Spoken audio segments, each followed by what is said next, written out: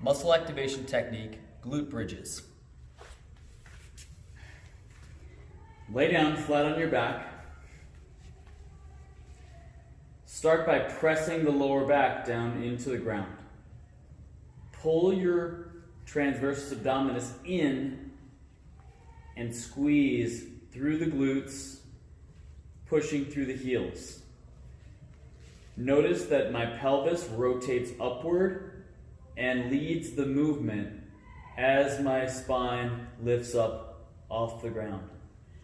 We are striving to achieve full hip extension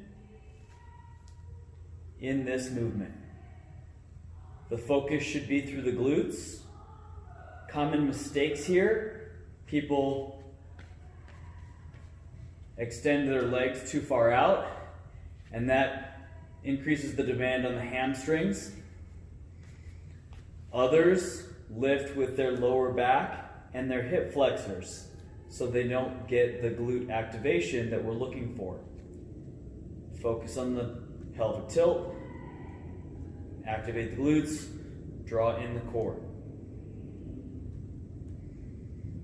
Nice slow and controlled movements.